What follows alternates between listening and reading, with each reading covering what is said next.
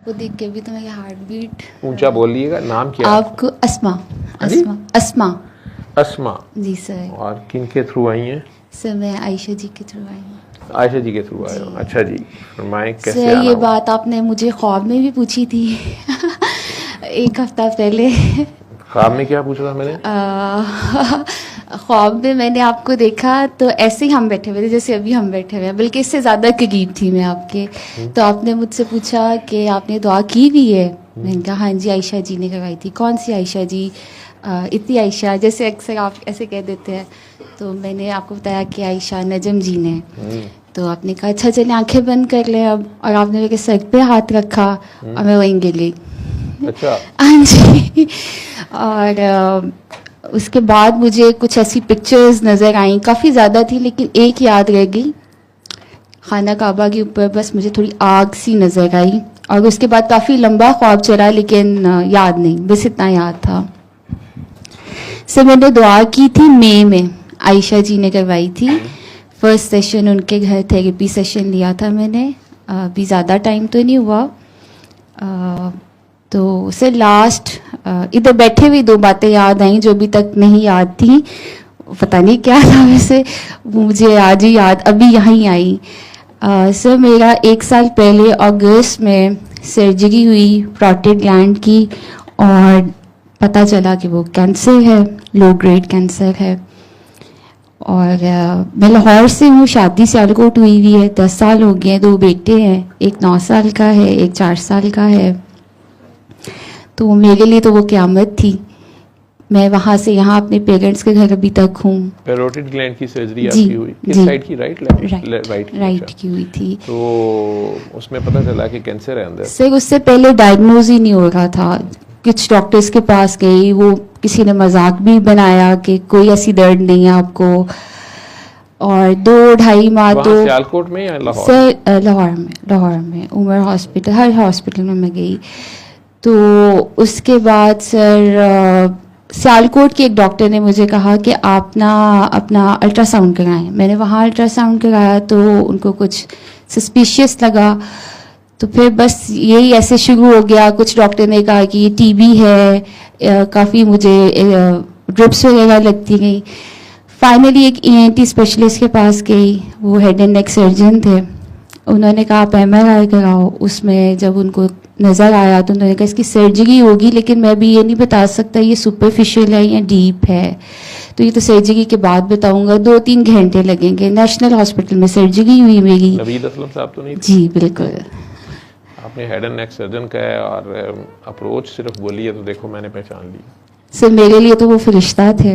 नहीं वो वैसे देखने में भी फरिश्ता ही हैं, बोलने में भी फरिश्ते जैसे। बहुत। मेरा तो आधा दर्द दूर हो जाता है उनके पास जाके। महंगा सर्जन है लेकिन वो डिजर्व करता है जितना प्यार से सर्जरी जिस तरह की वो करता है। सर उन्होंने मुझे कहा कि 2-3 घंटे लगेंगे, लेकिन उन्होंने मेरी सर्जरी पे 5 घंटे लगाए। और जब वो मुझे नेक्स्ट डे मिलने आए तो उन्होंने मुझे कहा कि आप बहुत यंग हो और पढ़ी लिखी हो, तो मैं आपको बताऊं कि आपकी सर्जरी कॉम्प्लिकेटेड थी। और बस अच्छा इंप्रेशन नहीं आया, लेकिन मेरा फिर भी जहन उस तरफ नहीं गया कि ये शायद कैंसर की बात हो रही है। मेरे घर वालों को पता था, मेरे हस्बैंड सबको वो बता चुके थे, लेकिन उन्होंने कहा कि हम वेट करेंगे रिपोर्ट का। तो सर जिस दिन रिपोर्ट आई तो वो हम सब के लिए क़यामत थी। था लो ग्रेड। और उसके बाद मेरी 6 वीक्स के बाद रेडिएशन स्टार्ट हुई। से 6 वीक्स के बाद ये हुआ कि मेरा MRI जब हुआ शौकत खानम से ही, लिबर्टी से, तो उन्होंने कहा उसमें रिपोर्ट में ये था कि आपका सर्जरी ठीक नहीं हुई है, दोबारा सर्जरी कराएं। एक और इत्तेफाक हॉस्पिटल में और सलीम मेमोरियल के डॉक्टर थे, उन्होंने तो मुझे बहुत बुरी तरह डांटा कि एक ही हेड एंड नेक सर्जन नहीं है, आप इनके अलावा आप चले। और मुझे रेफर भी सर नवीद ने ही किया था उनका। तो उन्होंने कहा और किसी सर्जन के पास जाके अपनी सर्जरी, अपनी नर्व को सेक्रीफाइस करें। सर नवीद ने मुझे बताया कि आपका जो ट्यूमर था वो फेशियल नर्व के ऊपर था, तो आप यंग हो, 2 बच्चों की माँ हो, तो मैं ये आपके साथ नहीं करना चाह रहा था, तो मैंने उसको कॉम्प्रोमाइज़ नहीं किया। तो ये है कि आपको फेशियल ये जो मुझे वीकनेस थी बहुत देर तक रही, अभी भी है, और फिर मैंने थेरेपीज़ वगैरह मेरी होती रहीं, बेहतर हो गया। तो जब मेरा एमआरआई हुआ 6 वीक्स के बाद, तो ये सारा उन्होंने कहा कि अभी तो आपकी रीसर्जरी होनी चाहिए। तो सर नवीद के पास हम गए। सर नवीद ने कहा कि आप परेशान हो, मैं करता हूँ कुछ। उन्होंने अपने रेफरेंस के थ्रू एक मुझे डॉक्टर बताए सलीम मेमोरियल में रेडिएशन के लिए। उन्होंने कहा हमें किसी रिपोर्ट की ज़रूरत नहीं है, मुझे यकीन है मैंने क्या किया है, तो आप बस जाके रेडिएशन करवाओ। तो सर मेरी रेडिएशन स्टार्ट हुई, तो मैंने वो डॉक्टर से कहा कि मैं एक दफ़ा एमआरआई कराना चाह रही हूँ आपके हॉस्पिटल से। उन्होंने कहा ठीक है आप करा लो। सर अभी बैठे हुए ये याद आया मुझे कि मैं सुगर रहमान थेरेपी की थी, लेकिन वो 7 दिन में एक बार की थी। वो मुझे किसी ने दुआ नहीं कराई थी, मेरे बस वो कार्ड जो हम ज़्यादा सोशल मीडिया पे देखते हैं, और उसमें ये नहीं मुझे पता था कि पानी आपने बाद में पीते रहना है। तो वो बस मैंने 7 दिन कर ली, और उसमें मेरे साथ यही होता था उसके बाद कि एक एमआरआई में रिपोर्ट कुछ और होती थी और दूसरे में मैं कराती थी। जब सलीम मेमोरियल से कराई तो उसमें कुछ भी नहीं था। तो वो सर कहने लगे कि जो रिपोर्ट जिसने रिपोर्टिंग की है वो उसको नहीं पता चलता एमआरआई में कि ये स्कार है या कुछ ट्यूमर था, तो इस वजह से उन्होंने ऐसी आपको रिपोर्ट बना दी है। तो मेरी रेडिएशन स्टार्ट हो गई, 33 सेशंस हुए, और सर उसमें भी अल्हम्दुलिल्लाह मुझे कोई इतनी कॉम्प्लिकेशन नहीं आई जो सर एक्सपेक्ट कर रहे थे कि रेडिएशन से हो जाती है प्रॉब्लम, वो मुझे उतनी सीवियर नहीं हुई थी। और नवंबर में मेरी रेडिएशंस कंप्लीट हो गई, और सर उसके बाद मैं फरवरी में गई उम्रे पे। बचपन से ही मेरे फादर जो है वो हम बच्चों को सिर्फ मदीना शरीफ लेके जाते, तो कहते थे जो लेना है ले लो, मदीना शरीफ की बरकत है, कभी इनकार नहीं किया। और बचपन से ही मैं सिर्फ एक की उम्रे के लिए बस गई हूँ, अभी तक मैंने हज नहीं किया। तो वो मुझे लेके गए थैंक यू के लिए, हम गए सब पूरी फैमिली हम गए। और वहाँ से जब मैं आई तो मेरा प्लान यही सर ने किया हुआ था कि हम मार्च में पेट सीटी स्कैन कराएंगे। सो वो मेरा हुआ, रमज़ान शरीफ ही था, स्टार्ट हुआ था, और वो क्लियर था, उसमें था कि कोई डिजीज़ नहीं है, बस 1-2 लिम्फ नोड्स उनको लगे कि स्वेलिंग, मैंने वायरल इन्फेक्शन मुझे काफ़ी सीवियर था। तो सर नवीद ने फिर मुझे कहा कि आप अभी वेट करो और 4 to 6 वीक्स के बाद आप एक अल्ट्रासाउंड कराओ, एमआरआई कराओ। सर अल्ट्रासाउंड हुआ, फिर उनको कुछ सस्पिशियस लगा। सर ने कहा कि अब आप एमआरआई करा लो, एमआरआई भी ठीक आया। उसके बाद सर परेशान हो गए, कहने लगे कि मेरे लिए परेशानी की बात है कि एक अल्ट्रासाउंड में आ रहा है सस्पिशियस कुछ है, उनको नज़र आया है, और वो भी सर ने ही मुझे रेफर किया एजनाटिक्स। अब सर मेरे साथ खुद गए अल्ट्रासाउंड करवाने, और उन्होंने ये देखा कि टूवर्ड्स एयर कैनाल, क्योंकि मेरा कान बंद था, खुलता था बंद होता था, दर्द होती थी बहुत ज़्यादा, और ऐसे ही एकदम आंख में दर्द, चीक में, इस तरह मुझे बहुत सीवियर दर्द होती थी, शार्प पेन होती थी। सो मेरा एफएनएसी हुआ, एफएनएसी में भी आया कि अभी डिजीज़ है, सेल्स मिले हैं उनको। सो एक ने फिर कहा अब आप आगा खान रिपोर्ट भेजो अपने सैंपल्स, क्योंकि एजनाटिक्स से ही करवाई, तो सर डाउट में आ गए। फिर दोबारा आगा खान गया। जब आगा खान मेरी गई तब मैंने सुगर रहमान थेरेपी स्टार्ट की थी मई में। तो सर उसके बाद मैंने कोई स्कैन नहीं करवाया अभी तक, और वो बस फाइल ऐसे क्लोज कर दी है। लेकिन घर वाले जो हैं, भाई जो है, वो रोज़ याद कराते हैं कि अब तुम्हें हमने पकड़ के लेके जाना है और टेस्ट होना चाहिए। अभी ही बैठे याद आया कि जब मैंने सुगर रहमान कर ली थी, मैंने हिजामा कराया था, और वो भी अभी आप ही की वीडियो देख रही थी जिसमें आप कह रहे थे कि 2 कश्तियों में सवार जो थे। ये खैर मुझे बात आयशा जी ने बता दी थी, लेकिन जब मैं फर्स्ट टाइम सेशन लेने गई तब मुझे ये नहीं पता था कि आप और आयशा जी एक ही सिलसिला है। मुझे था आप और हैं और वो और पे मतलब पैगाम एक है। तो सर ये अभी तक तो मैंने टेस्ट नहीं कराया, अब ये मैं दुआएं करा रही हूँ, अभी तो 2-2.5 माह हुए हैं, ज़्यादा लोगों को नहीं करवाई है। दुआ कराती हूँ और अभी मुझे दर्द भी होती है मेरे कान में, मेरा कान बंद हो जाता है। मुझे आयशा जी ने कहा आप ना कसीदा बुगदा शरीफ सुनो। मेरी तबीयत बहुत ख़राब थी, मेरे सर में दर्द था, मुझे बहुत शार्प पेन होती थी, और उन्होंने मुझे कहा कि आपने ना तसव्वुर ये करना है कि आप हजूर सल्लल्लाहु अलैहि वसल्लम के लैब पर आपने सर रखा हुआ है, तो आप कसीदा बुगदा शरीफ 7 दिन सुनो। सर मैं सिर्फ 2 या शायद 3 दिन ही सुन पाई थी, और मैंने उनको बताया कि मैं जब भी सुनती हूँ मेरी तबीयत ख़राब इस तरह मुझे बहुत रोना आता है और मैं अपने आप पे काबू नहीं, मुझे बात बात पे रोना आ रहा था वो 2-3 दिन। मैंने उनको बताया कि मैं तो लैब तक क्या जाती, मैं तो उनके कदमों से ही ऊपर नहीं उठ पाई थी, और मैं एक ही बात कर रही थी कि मुझे माफ़ कर दें। सर उसके 2-3 दिन बाद ही मेरा उम्रे का प्लान बन गया मेरे भाइयों के साथ, और मैं अपने बच्चे छोड़ के गई। कभी जिंदगी में इस तरह अकेले मैं नहीं गई हूँ, पूरी फैमिली के साथ जाती रही हूँ।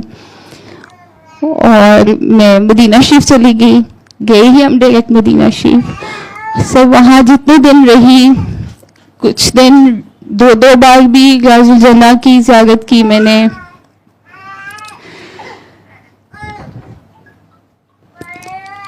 और वापस आई, वहाँ पे भी एक दिन मुझे बहुत ही ज़्यादा दर्द हुई, शार्प पेन हुई।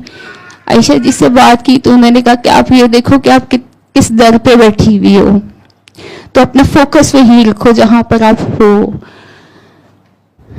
फोकस अपना किया वहाँ। 2 रातें हमारी मक्का पाक में थी।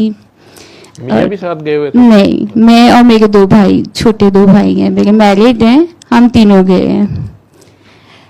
बच्चे उन्हीं के पास घर पे रहे। मियां किसके पास? मियाँ बच्चों के पास, बच्चे मियाँ के पास। बच्चे मियां के पास कि अम्मी के पास? सर इधर अम्मी, उन्होंने 2 दिन के लिए बच्चों को सियालकोट ले गए थे, बाकी इधर मेरी अम्मी थी, भाभियाँ हम बचपन थी। से यही सुनते थे, हमारे गांव में कई बार जाते थे गर्मियों में, तो अचानक पता चलना कि फलां अंकल या आंटी या बूढ़े जितने थे गांव में या बुजुर्ग बहुत बीमार हैं। तो गांव हमारा काफ़ी बड़ा गांव है, लेकिन चूँकि बहुत पुराना है और सारे इंटरलिंक्ड हैं, रिश्तेदार ही हैं, एक दूसरे को जानते हैं, और किसी के घर भी जा धमकते हैं। अब तो खैर वहाँ भी बड़े बड़े घर बन गए हैं, तो पता चलना कि बहुत सीरियस हैं फलां अंकल या आंटी। और ये मैं बात कर रहा हूँ, मैं 67 मॉडल हूँ, तो हूँ ब्रांडेड लेकिन 67 मॉडल हूँ, तो मैं 70s की बात मैं कर रहा हूँ। शदीद गर्मियाँ होती थी, अब तो वो गर्मी नहीं होती, और कच्ची सड़कें, गांव की गलियाँ, मकान, उसमें धूल होती थी और उसी में फिर रहे होते थे। तो वो पता चलना कि फ़लाँ नानी अम्मा की बातें सुननी मैंने, कई बार वो आपस में एक दूसरे को बता रही होती थी, किसी की खबर लेके आई हैं तीमारदारी करके। तो वो एक तो उन्होंने जब ये कह देना ना कि उधर नक मुड़ गया, नक उधर नाक के लगे, ठीक है, तो वो हमें भी पता चल जाना कि जिसका नाक टेढ़ा हो जाता है यानी वो मरने वाला होता है। ये गाँव वालों की निशानियाँ होती थी। या किसी ने कहना कि वो तो माशाल्लाह आज बिल्कुल ठीक है, बाहर फिर रहे थे, उन्हें नहीं बचना, उन्होंने बीमारी छड़ गई है ना, बस उन नहीं बचता। तो वाकई एक आध दिन बाद पता चलना कि वो बंदा फिर फौत हो गया। तो ये निशानियाँ निशुनियाँ लोगों ने अपनी रखी होती हैं। यानी बंदा ठीक भी हो जाए तो कहते हैं नहीं इन्हों बीमारी छड़ गई है, नहीं उन वैसे चले जाना इन्हें है ही है। और नाक की हड्डी टेढ़ी हो जानी, और पता नहीं क्या थी, छोटे होते की बात। तो उसमें एक और बड़ा पेट फिक्रा होता था जिसमें उम्मीद होती थी।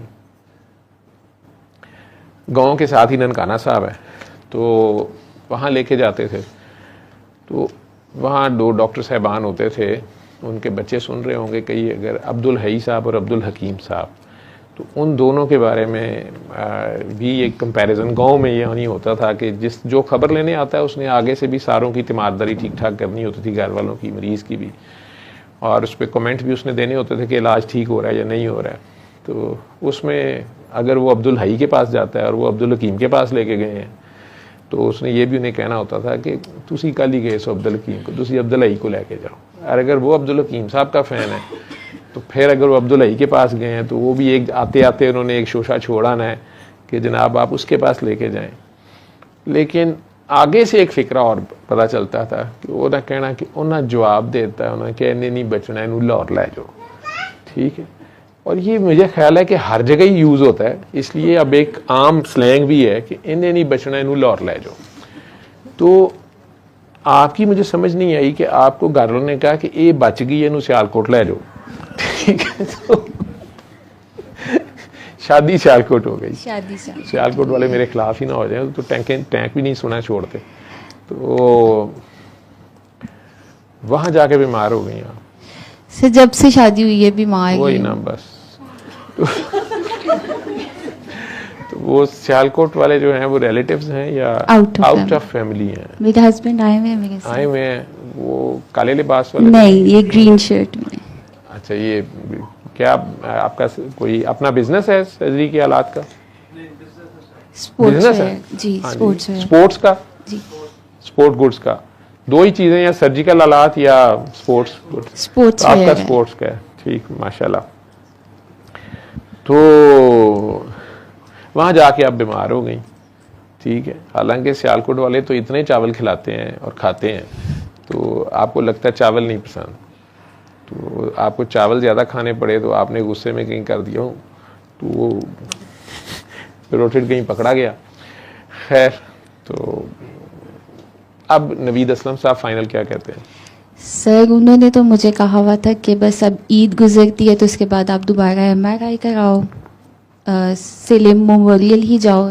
वो मेरे थे डॉक्टर तस्कीर अब्बास, सर ने ही रेफर किया था। आपको अब शिकायत किया डॉक्टर से ने? दर्द होती है, कान खुलता है, बंद होता है, और जैसे ये फेशियल नर्व है वहाँ मुझे सारी दर्द होती है। दर्द होती है, जो फेशियल नर्व की डिस्ट्रीब्यूशन है सारी, उसमें अचानक दर्द की लहर उठती है। लहर उठती है, होती नहीं रहती, लेकिन जब होती है बहुत शदीद होती है, एकदम करंट सा पड़ता करंट है। सा। तो कभी वो आंख वाली जी, साइड पे, ये पूरी साइड, कभी ये साइड पूरी की पूरी, और कान बंद हो जाता कान है। बंद ये है। जुबान का कोई हिस्सा भी सुन्न हो जाता है, या उस पे टेस्ट का कोई मसला आता है? से टेस्ट का जब रेडिएशन हो रही थी तब हुआ था, लेकिन वो अल्हम्दुलिल्लाह रिकवर हो ठीक गया हो गया, मेरा, ठीक। तो अब आप मदीना मुनव्वरा से भी हो आई, अल्हम्दुलिल्लाह। आयशा बाजी ने दुआ भी करा दी, आपने कसीदा बुर्दा शरीफ भी सुन लिया है 7 दिन? नहीं सर, मैं सिर्फ 2 दिन ही सुन पाई थी। अच्छा, वो 7 दिन पूरे नहीं हुए? नहीं, वो यहाँ लाहौर सुना था कि वहाँ बैठ के सुना था? यहाँ। तो उसके बाद दोबारा 7 दिन पूरे कर लेने थे। वैसे तो आप उनके दरबार में भी जा पेश हुई, जो वैसे दरबार आप समझते हैं, लेकिन दिल के दरबार में पेश होना था ना, ठीक। तो 7 दिन ही उनके आगे पेश होना है। उनसे कहना कि बस उनकी गोदी में सर रखते रहो, शर्मिंदगी के साथ। मेरे से गलती हुई होगी, मैंने किसी बड़े के साथ कोई ज़ुबान चला दी है अगर, या कोई गुस्सा दिखा दिया है, कोई जेस्चर कर दिया है किसी ऐसे बड़े के आगे जो आपको बड़ा पसंद है, कोई आपका काका काकी है,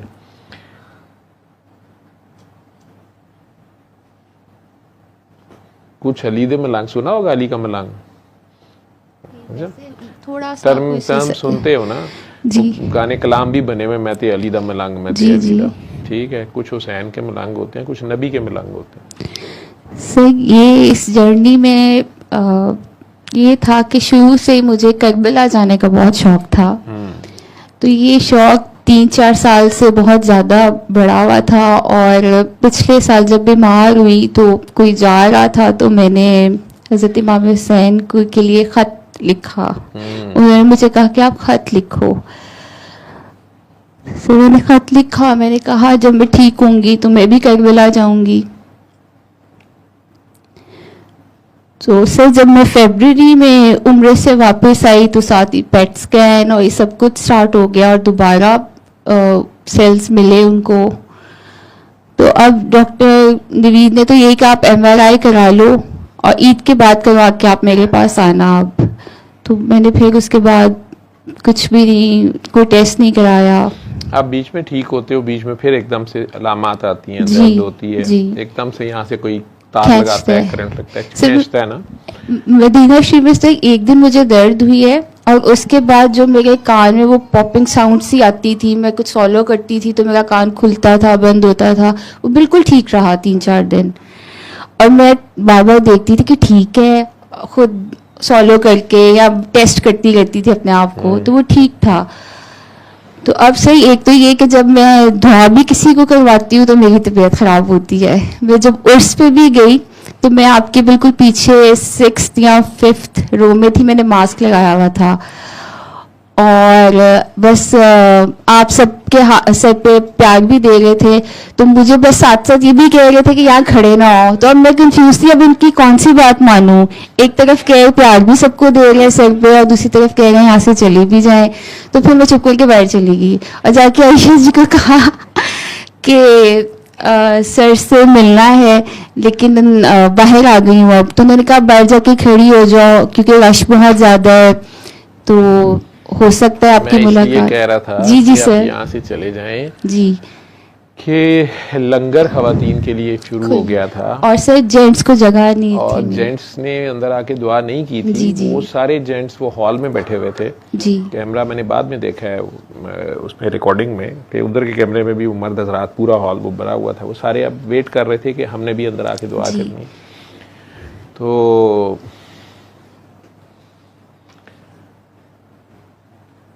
वो मैं तो कह रहा था कि चले जाएं। अब जी। वो लोग नहीं जा रहे थे और वो खवातीन सारे ही कोई सारा आगे करी जा रहे थे। जी। या कोई हाथ मिलाना चाह रहा है या पता नहीं चिपकना चाह रहा है या पारी करना चाह रहा है, हग करना चाह रहा है, किसी की जो भी अपनी समझ थी उसमें मैं सरों पे हाथ रखी जा रहा था। लेकिन साथ ये कह रहा था कि उधर जाएं, लंगर शुरू करें ताकि खवातीन, एक तो लंगर जो होता है बेटा इतनी गर्मी में वहाँ लेके जाना वो ख़राब ना हो, फिर वो टाइम पे सही तैयार हो जाए बगैर किसी एक्यूरेट फिगर तो सामने होता नहीं, एक अंदाज़ा होता है इतने लोग होंगे तो पूरा भी आ जाए माशाल्लाह और अच्छी तरह से डिस्ट्रीब्यूट भी हो जाए।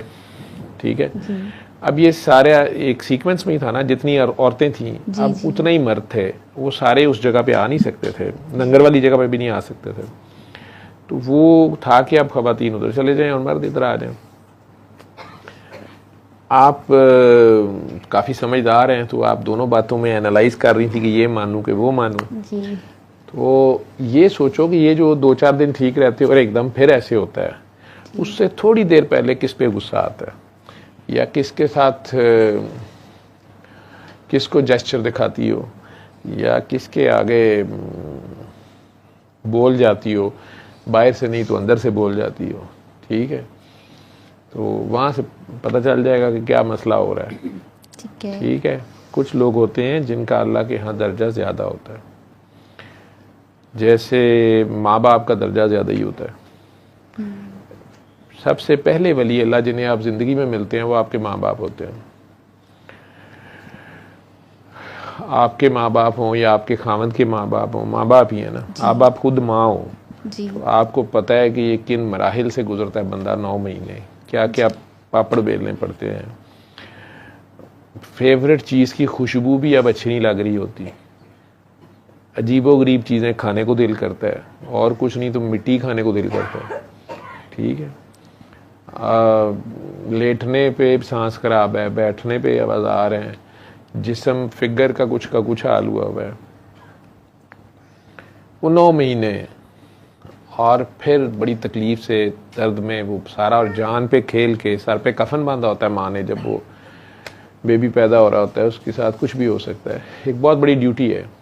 इस सारे मराहिल से गुजर के तो पाँव में जन्नत आती है।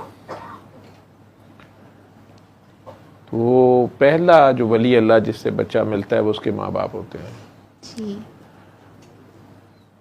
अब काकी पैदा हो गई किसी घर में बेटी, तो अपने अब्बू के घर वो 20 साल रहे, 10 साल रहे, 15 साल रहे, 25-30 साल रहे, जन्नत उसके पैरों के नीचे नहीं आती। एक साहब जिंदगी में आते हैं, उनके प्यार करने की वजह से ये जन्नत पैरों में आ जाती है। अब्बा के घर रहते नहीं आती, तो वो आपका इतना प्रमोशन हो जाती है आपका उन साहब के टच से। ठीक, तो उनका क्या दर्जा होगा। कई लोग होते हैं वो नहीं, उन्होंने शरीर लिबास पहनना होता है, हाफ स्लीव शर्ट पहनी होती है लेकिन ग्रीन रंग की पहनी होती है। तो अब वो जो नबीदा मलंग है उसके सामने हुसैन दे मलंग ने पंगा नहीं करना होता। ठीक है। सो जब उन्होंने सूरह रहमान की ना, मैंने जब मई में आयशा जी के घर अटेंड किया तो उनके काफ़ी मसले थे, उनके अपने बिजनेस भाइयों के बहुत मसले थे। इनकी वालदा के इंतकाल हुआ जनवरी में, तो उसके बाद जॉइंट फैमिली सिस्टम आपको पता है। तो सिर्फ उन्होंने दुआ की, 3-4 दिन बाद वो तो बहुत खुश थे, जाके सालकोट बैठे हुए थे, सब ठीक हो गया। बात समझ आ गई जी ठीक है। तो अब आप सोचें कि जिस बंदे के टच से आपके पैरों में जन्नत आ गई, जी। उसके माँ बाप का क्या दर्जा होगा और उसका अपना दर्जा क्या होगा। से जब मेरी शादी हुई तो इनके वालिद का उससे पहले इंतकाल हो गया हुआ था, लेकिन 10 साल से मेरी ये रूटीन थी कि जब मैं सुबह उठती थी ना, तो उनको थोड़ी एजेड थी और उनको मेरे हाथ का खाना बहुत पसंद था।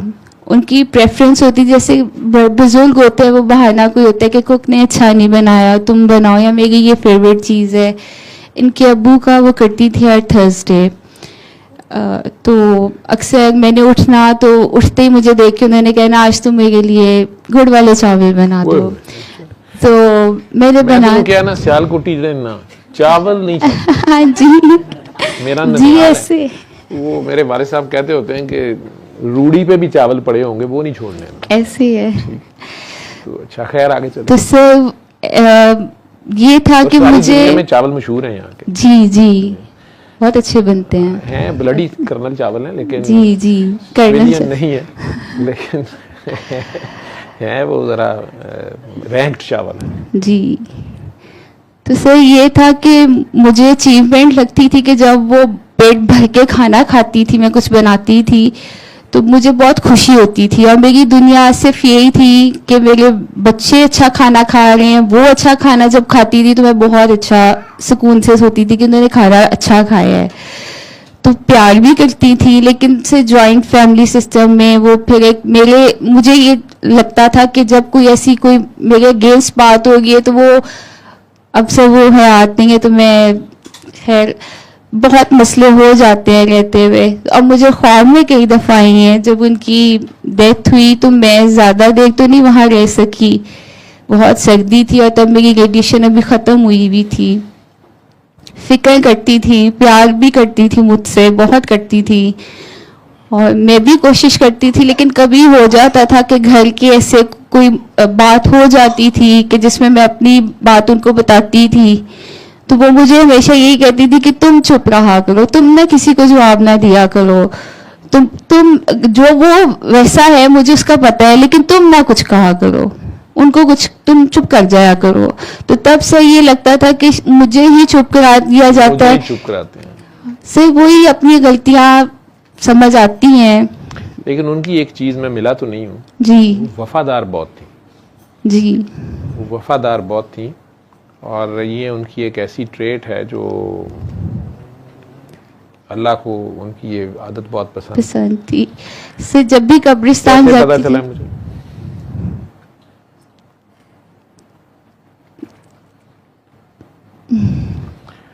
आप हर जुमेरात को अपने सास और ससुर की खातिर किसी भूखे को खाना खिलाया करो और उन्हें कहा करो कि मेरे सास और ससुर जो हैं उनके लिए दुआ कर दो, या उसे ना भी कहो, उसे तो प्यार से खाना खिला दो और दिल में कहो कि या अल्लाह करीम इसका सवाब मेरे इस नेकी का सवाब जो है वो मेरे सास ससुर को दे दो। जो बंदी अपने खामन के फौत होने के 8-10 साल बाद भी जुमेरात के जुमेरात खाना खिला रही है किसी को, कर रही थी ना जी, ठीक है, उसको किस सास का डर था, किस ससुर का डर था, किस लालच में खिला रही थी वो।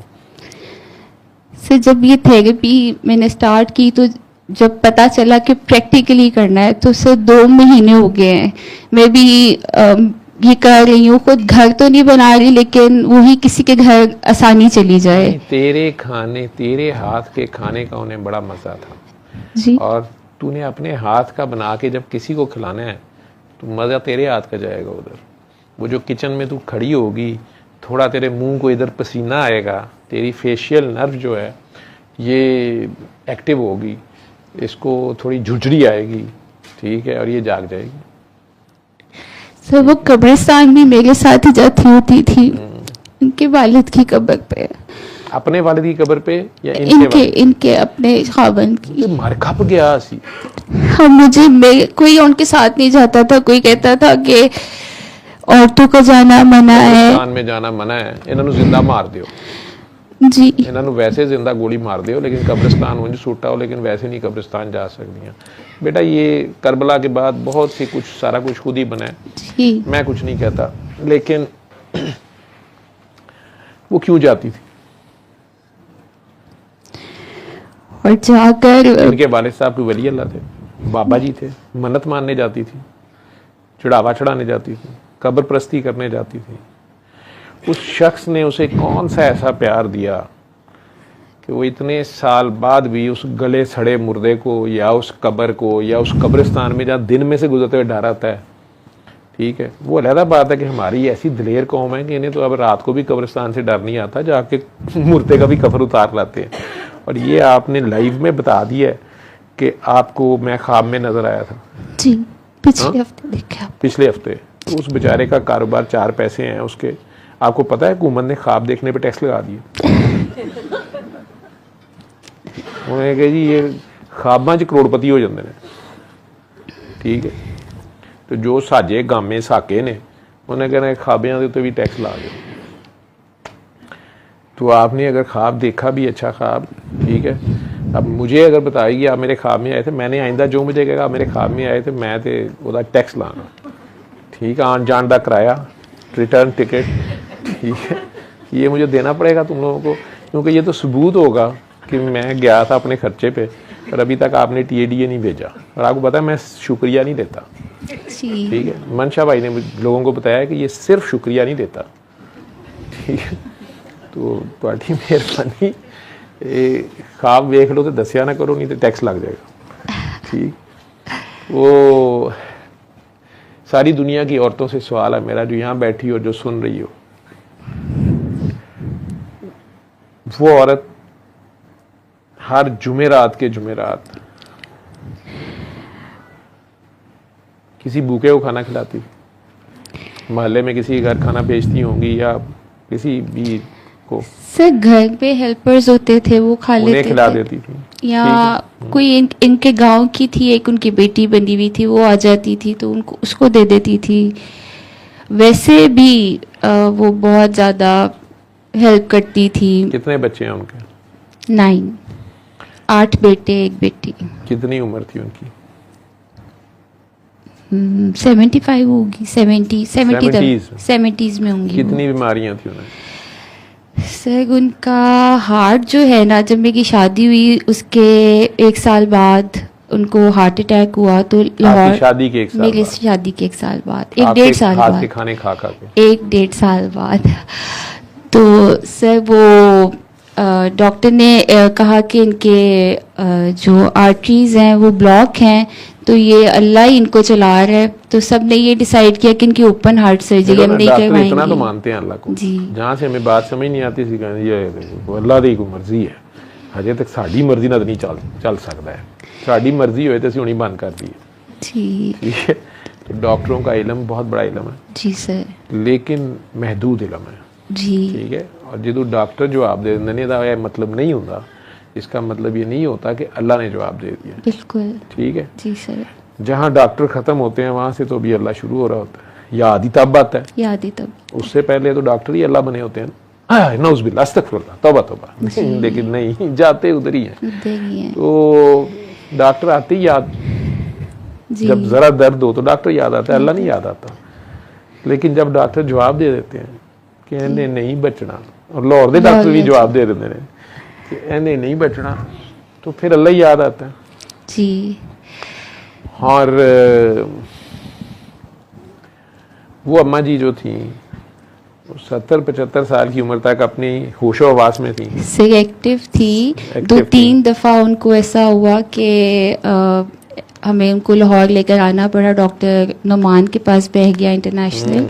मेरा घर मॉडल टाउन में है, तो कहती थी कि मैंने घर का खाना खाना है, तो फिर मैं मॉडल टाउन से जब मैं वहाँ उनके लिए नुमान भी मुझे हार्ट का अच्छा डॉक्टर लगा जी है, वो young मेरी है। जी जी उसके- बहुत अच्छे हाँ। देखते हैं अभी मैं रिसेंटली मिला हूँ, मेरी खाला का उधर उनकी जी। नब्ज़ें काफ़ी स्लो हो गई थी, काफ़ी अरसे से मैंने डील कर रहा।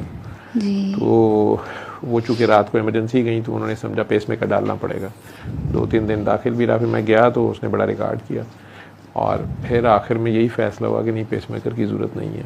एंजियोग्राफी भी ठीक थी, उनकी भी 75 ईयर्स एज है। तो वहाँ मेरी पहली मुलाकात हुई। एक नुमान साहब PIC वाले हैं, वो भी हार्ट के बड़े अच्छे डॉक्टर हैं। और डॉक्टर ये नुमान मेरे लिए नसीर नहीं हैं। थे। हाँ जी, ये हमारे सीनियर उस्ताद होते थे, हमारे आर्थोपेडिक्स के सर्जन थे इनके वालिद नसीर साहब, जी, यहाँ जी, गार्डन जी। टाउन में नसीर हॉस्पिटल है। और इनके ही आई थिंक इन्हीं का बड़ा भाई है जो 1122 जिसने जी, सारी रिजवान, अरेंज की थी, डॉक्टर रिजवान। वाले। तो मुझे वहाँ जाके पता चला कि ये वो हैं, उनके भाई हैं छोटे, तो उन्हें दिखाने लाते थे। जी ठीक। तो सर जब खाना सॉरी हाँ जी, तो अम्मा जी क्यों बीमार हो जाती थी? सर उनको हार्ट का ही इशू होता क्यों था होता था? इतना नेक बंदा जो जुमेरात के जी। जुमेरात और से दुरूशी बहुत पड़ती थी, दुरूद शरीफ बहुत पढ़ती थी, तो नबी की भी सगी, नबी से भी प्यार, नबी से अल्लाह से भी प्यार, अल्लाह के अहले दिए हुए बैत से। खामन से और अहले बैत से प्यार। हजरत फातिमा तो ज़हरा के डेली नफल पढ़ती थी 2, माशाल्लाह। तो फिर तहज्जुद गुजार थी। और इतनी वफा शुआर कि मियाँ को गए 8 साल हो गए हैं, वो कब्रिस्तान में भी नहीं छोड़ने जा रही हैं, जैसे कब्र से शादी हुई है। ठीक है, तो और उनके नाम पे खाना भी खिलाई जा रही हैं, जी उनको नेकियां भेजी जा रही हैं। जी ठीक है, इस उम्र में तो बीमार तब होती होंगी, और अल्लाह ने 8 बेटे माशाल्लाह, और एक बेटी। जी सब बेटों से परेशान होती थी क्योंकि बेटों से सब परेशान अपने होती अपने थी। घरों में थे और अक्सर शब रात और मेरे साथ इबादत करती थी, शब मेरात मेरा वेट करती थी कि ये बच्चों से फ्री हो जाए तो हम दोनों मिल के इबादत करें। 10 साल से ये रूटीन थी। तो वो परेशान होती थी कि बेटे नहीं आते। मेरे हस्बैंड मोहसिन इनके साथ बहुत अटैच थी, तो कहती थी जब तक ये रात को मुझे दुबाता नहीं है मुझे नींद नहीं आती। इनका कौन सा नंबर है? सबसे लास्ट सबसे छोटे हैं। 8th। हाँ जी ठीक, छोटा इसी काम के लिए माँ बाप ने पैदा किया होता है। ठीक है, वो और ये मेक और ब्रेक पॉइंट पे होते हैं, जी या ये ले जाते हैं तो या गोडे गिट्टों से ले जाते हैं। ठीक है, तो छोटा टांगे दबाता था और उन्हें जी। नींद आती थी। जी तो ये माशाल्लाह इसके मसले तो हल हो गए फौरन। जी ठीक है, ज़िंदगी है ना बेटा, इसमें मसले आते ही रहते हैं, दिन रात आती है, और नशेबो फराज, कभी के दिन अच्छे, कभी की रातें, वो चलता है। फिर आपस में रहते हुए कभी बहन भाइयों से गिले शिकवे हो गए, कहीं फैक्ट्री में जूनियर्स के साथ गुस्सा कर लिया, कभी सीनियर से ज़्यादती कर बैठे, कभी सड़क के ऊपर गुस्से में किसी इमरजेंसी में जाते हुए गाड़ी वाले को उसके हार्न क्यों दिया, उसको एमी रोकी रखा, उसको जेन्युइन मेडिकल इमरजेंसी थी कोई, उसकी कोई आ ले ली। ठीक है, तो कई इस तरह छोटे मोटे मसले होते रहते हैं, लेकिन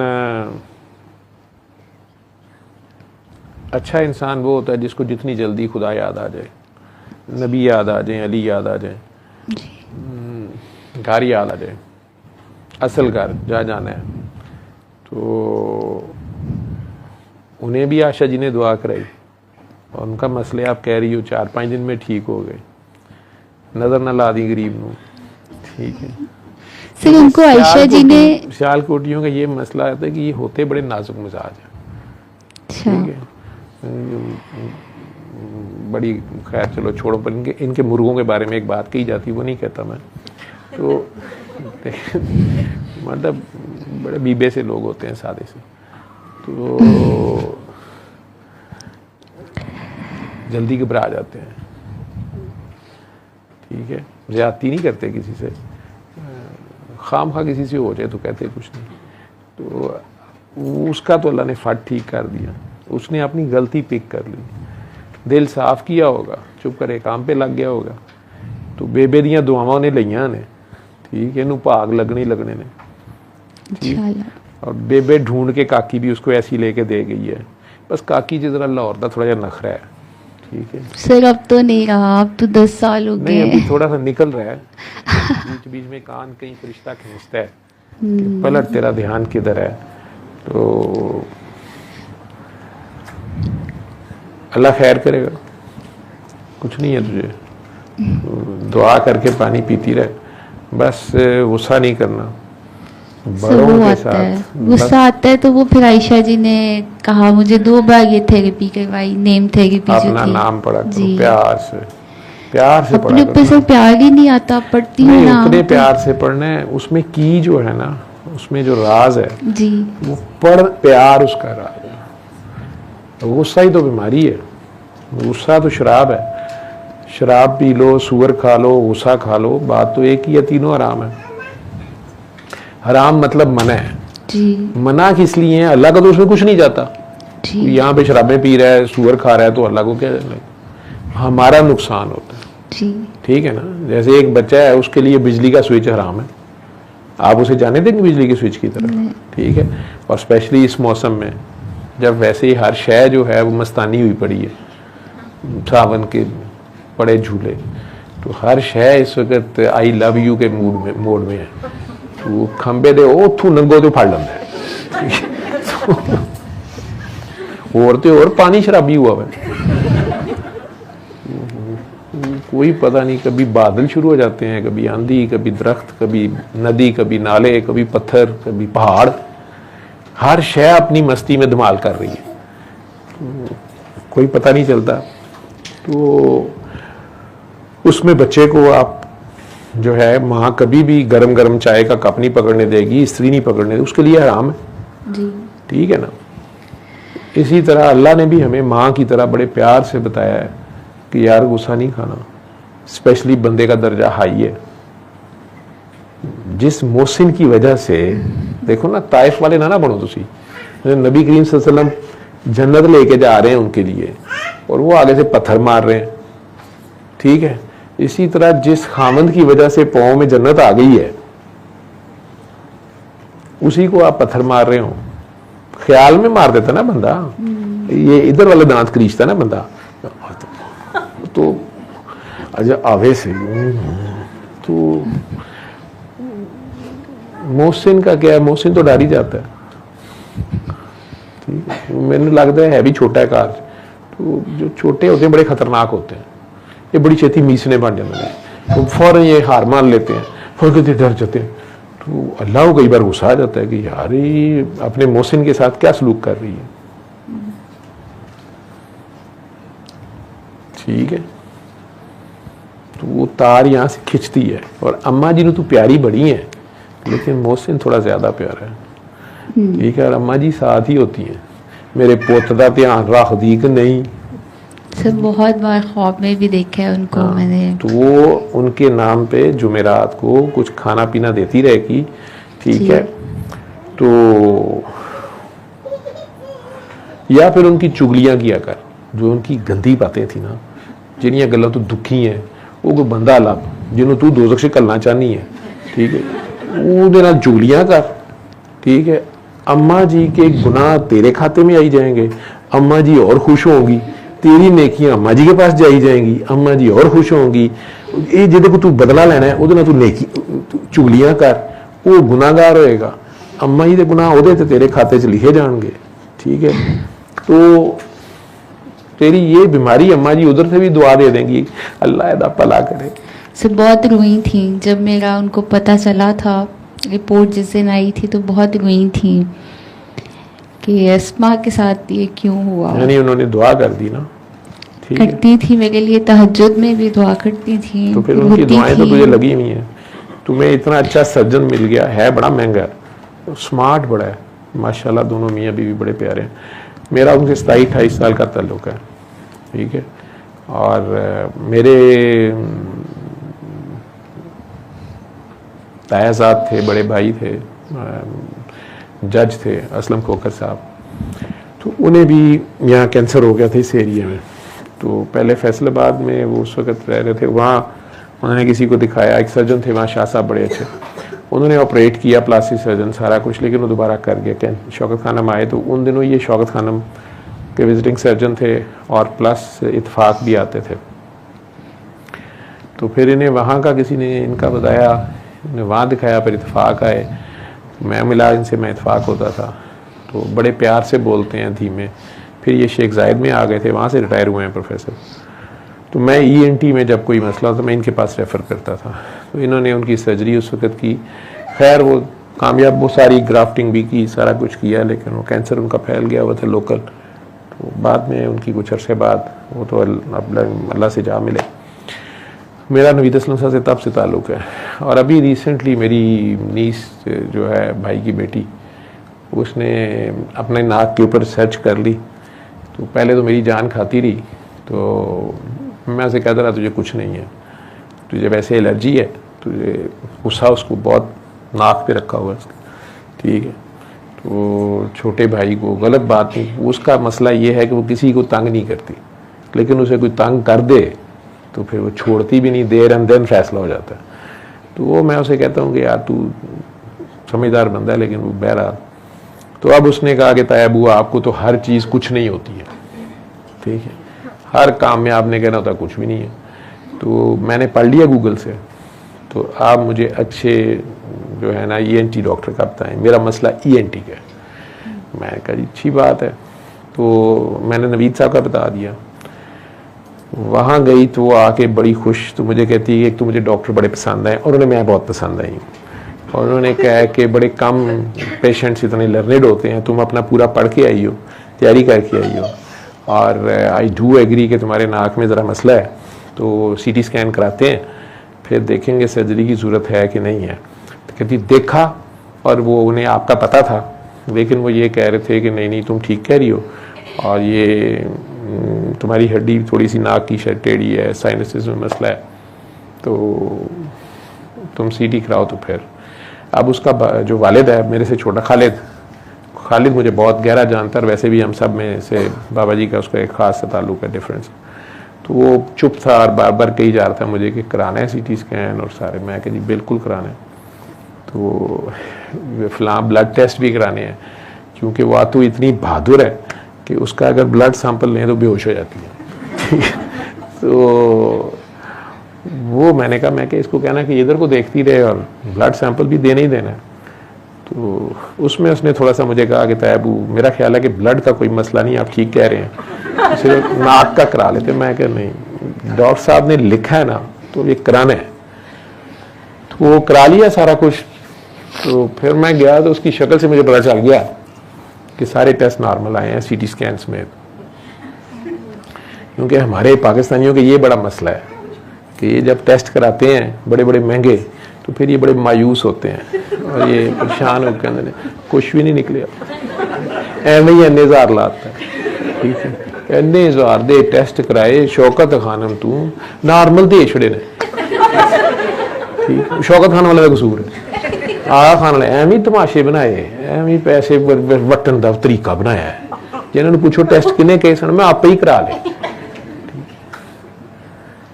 डॉक्टर ने 3 लिखे सन, तो कह लगा बाजी साढ़े को पैकेज है, 10 टेस्ट हो जाने ने इन्ने पैसों। मैं क्या पुत कर दे। उन्हें फिर कहा वैसे 3 होर भी नाल करा लोगे तो इकट्ठे हो जाएंगे। तो मैं क्या करा दे।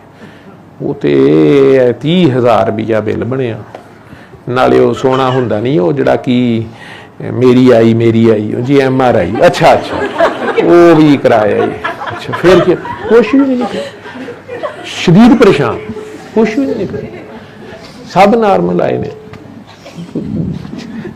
तो वो फिर आतू, मैंने कहा बेटा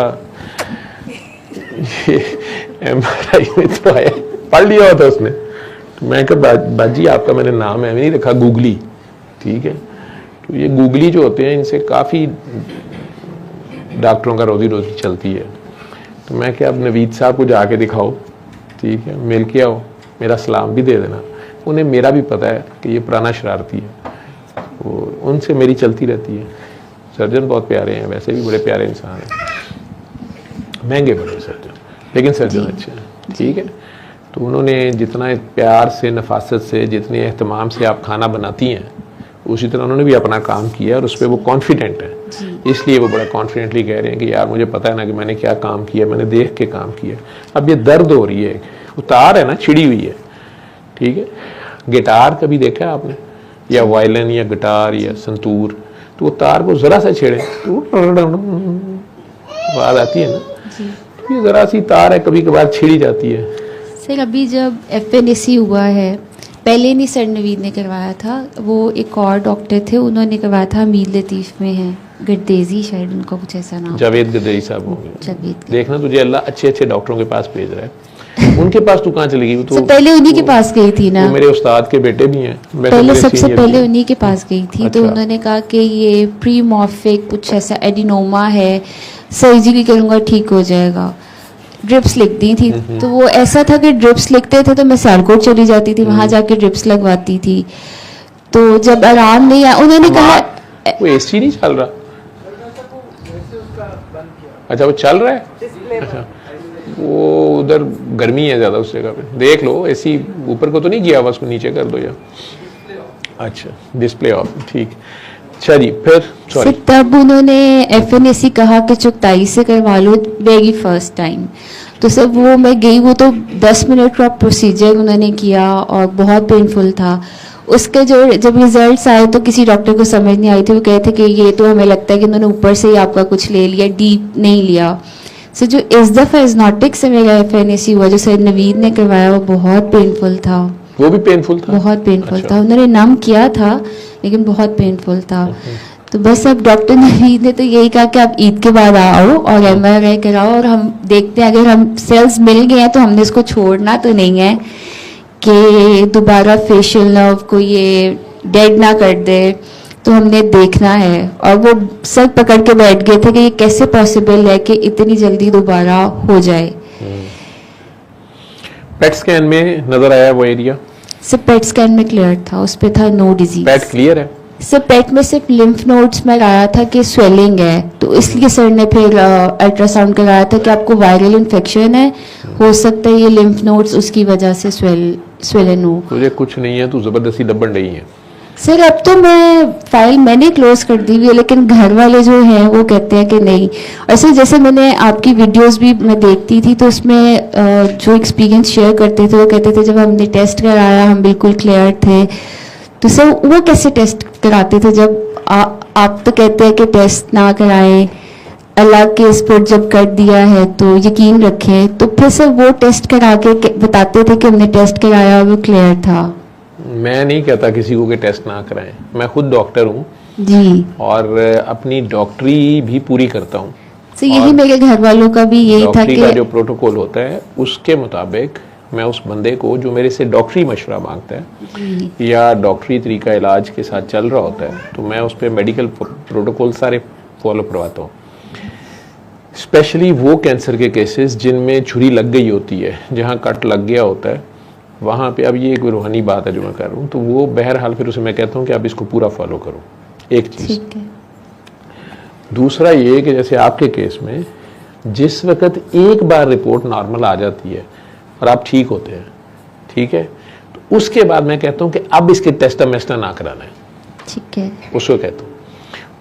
अब ये भी एक किस्म की रोक होती है कि अब ये कितना मानता है और कितना कायम रहता है, ठीक है, क्योंकि उस दौरान उसको इशारा मिल गया होता है कि उसकी असल गलती क्या है, वो कहाँ से मार खा रहा है, और वो गलती उसने कंट्रोल करनी होती है।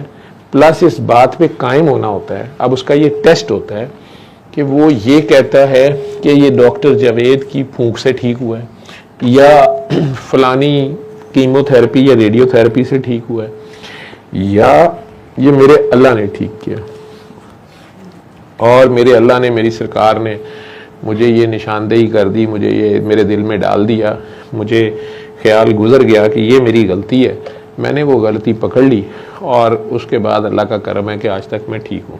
एक क्लास ये है। एक क्लास वो है जो कहती है कि हाँ सूरह रहमान तो हमने सुनी थी, हाँ सीधा बुर्दा शरीफ भी सुना था, लेकिन वो सर्जन बहुत अच्छा था और फिर उसने कहा कि नहीं अब ये भी कराओ। सर ने तो कहा था रहने दो, लेकिन फिर हमने वो भी कराया, उसकी वजह से ये मसला हो गया, उसको ठीक कराने गए तो फिर ये हो गया। तो उन्हें अल्लाह भी कुरान में कह रहा है कि जब ये फंसे होते हैं ना तो फिर ये उठते बैठते सोते जागते मुझे पुकारते हैं, और जब इन्हें निकाल दिया जाए उस मुसीबत से तो इनमें से कुछ ऐसे हैं जो कहते हैं कि हमारे पे हमारे अल्लाह ने करम कर दिया, लेकिन कुछ ऐसे हैं जो फट भूल जाते हैं और कहते हैं कि नहीं वो वैसे जवेद साहब की फूंक ने बड़ा काम किया। तो फिर मैं इन्हें कहता हूँ कि उन जवेद साहब की फूंक कढ़ा के छोड़ोगे तो उस पर कायम रहना, तो उस नमाज पे कायम रहने का तरीका ये होता है कि आप धड़ा ज़्यादा से ज़्यादा लोगों को खुद दुआ कराना शुरू कर दें। सर अगर तबीयत खराब होती है, मैंने अभी तक और ज़्यादा अगर बीच में कोई तबीयत खराब हो तो फटाफट अपना गिरेबान पकड़ें कि आज मैंने मोहसिन को कहाँ से डांटा है, या मोहसिन से बड़ों को कहाँ डांटा है, अपने बड़ों को किसके साथ मैंने बदतमीज़ी की है, कहाँ मैं कोई गलती तो नहीं कर गई, मासूम बच्चों को खामखा उनके अब्बे के हिस्से की फैंटी तो नहीं लगा दी, क्योंकि जो अब्बू को फैंटी लगानी होती है वो अगर बच्चों को लगाएं, बच्चे मासूम होते हैं, ठीक है, उनकी आ भी कई बार पकड़ लेती है, ठीक है। तो अगर बंदे को पता चल जाए कि ये मैंने मासूमीन पे जो है जो लाठीचार्ज किया था उनके अब्बे के घर आने से पहले फिर उनके नाम बड़े बड़े रख लेते हो तुम लोग, ठीक है, किसी फातिमा को फैंटी लगा देते हो, किसी सकीना को, ठीक है, किसी ज़ैनब को खूब बाल शाल खींच देते हो, ठीक है, और मौला हुसैन के पास करबला जाने का तो बड़ा शौक होता है, लेकिन बच्चे का नाम हुसैन रख के तो फिर उसकी भी ठीक ठाक किस्म की दुर्गत बना देते हो। तो ये भी ध्यान रखने होते हैं। ठीक है। कितने बच्चे हैं तेरे? सर 2 बेटे हैं। माशाल्लाह, क्या नाम है उनके? एक 9 इयर्स का है मोहम्मद अनस और एक 4 इयर्स का है मोहम्मद इब्राहिम। ये किसने नाम रखे हुए हैं? सर जो बड़ा बेटा है उसका मेरे पापा के एक बहुत अजीज़ है मदीना शरीफ में, उन्होंने रखा हुआ है, और इब्राहिम का मैंने। तो क्या बुलाती क्या हो इन्हें नाम? अनस, और छोटे को कभी इब्बी कहती हूँ। ठीक है। बड़े वाले को अक्सर डांट पड़ती है, वो टैब बहुत ज़्यादा देखता है तो उसको डांट देती हूँ। अनस नाम क्यों रखा हुआ है उसका? किनका नाम था अनस? सर ये था मोहम्मद अनस है ना? मोहम्मद अनस था पहले, शायद उसको सिर्फ अनस कहते थे, फिर उसको मोहम्मद अनस उसका नाम था। अनस सरकार के एक गुलाम दोस्त साथी भी थे, शायद उनका नाम हो। ठीक है, तो प्यार बनती जाओ, कुछ नहीं है, ठीक हो जाएगा, और ठीक ही है। तो आशा बाजी से जुड़ी हुई हो जी, ठीक है, दुआ करा दी है, तो इधर क्यों आना पड़ गया? सर वही जो मुझे दर्द होती थी और मुझे समझ नहीं आ रही थी, मैं तो दुआ में तो करा दोस्त रही। होती है, दर्द तो अल्लाह याद कराती है, दर्द से ही तो अल्लाह याद आता है, वैसे कहाँ याद आता है? वही अल्लाह, तो अल्लाह याद आता है ना, आता है। बस दर्द दोस्त होती है हमारी। ये दर्द ही रब है, दर्द ही रसूल है, ठीक, ये दर्द में मिलता है, वैसे कहाँ मिलता है? तो बेफिक्र कुछ नहीं है। बाजी ने कहा ना 2 हफ्ते अपना नाम पढ़ना प्यार से है, जितने प्यार से अल्लाह करीम ये नाम लेते हैं ना, सारा दिन फरिश्तों की दौड़ें लगवाते रहते हैं। क्या नाम बताया था तुमने मुझे अपना? अस्मा। अस्मा, अस्मा का खाना ले जाओ, अस्मा का रिस्क ले जाओ, अस्मा के सांस ले जाओ, अस्मा अस्मा अस्मा अस्मा अस्मा अस्मा। किनका नाम था अस्मा? सर हजरत अबू बकर की साली का नाम था। साली का? नहीं, हाँ जी, नहीं बेटी, सॉरी बेटी। और हजरत मोहम्मद सल्लल्लाहु अलैहि वसल्लम की साली थी और हजरत अबू बकर की बेटी थी। एक हजरत अबू बकर सिद्दीक की बेटी थी जी। उनका क्या काम था, उन्होंने क्या रोल प्ले किया था? हजरत बीबी अस्मा ने, उनकी क्या काम मशहूर है जो उन्होंने किया था? चल मुझे नहीं पता। जब ये दोनों हस्तियां गारे सौर में थी, 3 दिन आ रही, तो उधर खाना शाना कौन लेके आता था? हजरत अस्मा? पता नहीं, मैं शायद हजरत अस्मा ही थी। ये बकरियां चराने के बहाने उधर फिरती रहती थी और बीच में कहीं, हालांकि गारे सौर की चढ़ाई बड़ी मुश्किल है, तो बहरहाल कहीं बकरियां चराते चराते वो उधर, कहते हैं कि शायद वो खाना पहुँचाती थी या पहुँचाया उन्होंने कुछ, मेरा अगर मैंने सही याद है मुझे, क्योंकि मैं बड़ा बचपन में पढ़ा हुआ है। और दूसरी बीबी अस्मा जो थी वो हज़रत अबू बकर सिद्दीक़ की बीवी भी बनी थी। वो कौन थी? पता। वो सैयदना अली की भाभी थी। हज़रत जाफ़र तैयार का नाम सुना है? नजाशी के दरबार में जिन्होंने खुतबा दिया था, वो आई थिंक उनकी वाइफ थी। और हज़रत जाफ़र तैयार हज़रत अली के बड़े भाई थे। और जब हज़रत जाफ़र तैयार शहीद हो गए, जंगे मौता थी शायद उसमें, तो नबी करीम सल्लल्लाहु अलैहि वसल्लम मदीना मुनव्वरा में बैठे लोगों को बता रहे थे, या एक किस्म की जैसे रनिंग कमेंट्री कर रहे होते हैं, तो उसमें उन्होंने बताया कि जाफ़र लीडर थे वहाँ पे, कमांडर इन चीफ थे मुसलमानों की जो रूमियों के साथ पहली जंग थी उसमें। तो यूँ समझ ले कि नबी करीम सल्लल्लाहु अलैहि वसल्लम के पहले सफ़ीर भी वो थे कि नजाशी के दरबार में भी वो गए हैं, महाजरीन जो गए हैं उनमें लीडर वो हैं। सरकार से भी पहले किसी बाकी लोगों से भी पहले जिन्होंने पहली हिजरत की मुसलमानों ने सरकार के हुक्म पर हबशा की तरफ, तो वहाँ पर भी उस बादशाह को इस्लाम का पैगाम, नबी करीम सल्लल्लाहु अलैहि वसल्लम का मैसेज वो दिया। और हालांकि वहाँ पे अबू सुफियान मेरा ख्याल है काफ़िला लेके पहुँचे हुए थे, उन्होंने दरबार में शिकायत करने की कोशिश की उस ज़माने के रूल्स के मुताबिक, या उस ज़माने का जो कल्चर था कि अगर आपका कबीला आपको छोड़ देता तो बाकी कबीले भी आपको पनाह नहीं देते थे, ये किस्म की उस कबीले से जंग का ऐलान नहीं तो हो जाता था। तो उसने वहाँ बताने की कोशिश की अबू सुफियान ने कि जी ये हमारे कबीले में एक शख्स आ गया है, वो नाउज़ुबिल्लाह नबी करीम सल्लल्लाहु अलैहि वसल्लम के बारे में जो भी बात कहनी थी गई, एक नया मज़हब ले आए हैं और ये फिर ये उनके पैरोकार हैं, इनको हमने इस बात पे इन लोगों को बाइकाट किया तो ये इधर भाग आए हैं, तो इन्हें हमारे हवाले कर दिया जाए, हम इन्हें सज़ा दें और ये वो। तो नजाशी था जिसने उन्हें कहा कि उनकी क्या तालीमात हैं। नजाशी आई थिंक क्रिश्चियन था, लेकिन वो तलाश में था, उस तक जो बात पहुंची हुई थी वो उसे सेटिस्फाई नहीं करती। तो वो हज़रत जाफ़र तैयार के हाथ भी आई थिंक मुसलमान भी हुआ था बाद में। तो हुजूर के पहले सफ़ीर वहाँ पे भी वो हैं। फिर रूमियों को जो उस वक़्त की सुपर पावर थी, आजकल की तो सुपर पावर का हम लोग मुसलमान कहते हैं वो हमारा वेंटिलेटर है, वो हमें सांस देते हैं, ये वो नहीं, वो सुपर पावर सरकार थे। तो उन्होंने जो पहला लश्कर भेजा, रूमी शरारतें कर रहे थे, मुस्लिम कबाइल्स को छेड़ रहे थे जो छोटे मोटे गाँव के बॉर्डर के साथ थे, तो रूमी बदमाशी लगा रहे थे। तो ये 1000 लोगों का दस्ता हजूर ने भेजा था, तो इसके लीडर हज़रत जाफ़र तैयार थे। तो उन्होंने वहाँ भी पहला मैसेज यही दिया था कि या तो अल्लाह के दीन को एक्सेप्ट करो, जो लॉ है, हमारे तो यहाँ ब्रिटिश लॉ लगा हुआ है ना, कुरानिक लॉ नहीं लगा हुआ।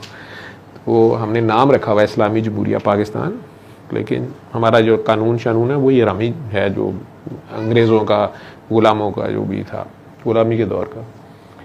तो वो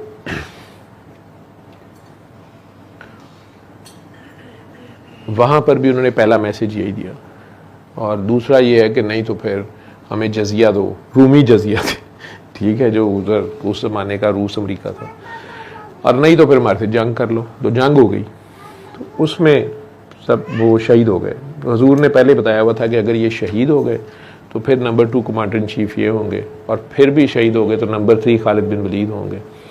और फिर खालिद बिन वलीद जो थे आखिर में, वो बताते हैं उस दिन उनके हाथ से 9 तलवारें टूटी, इतनी जंग शदीद हुई।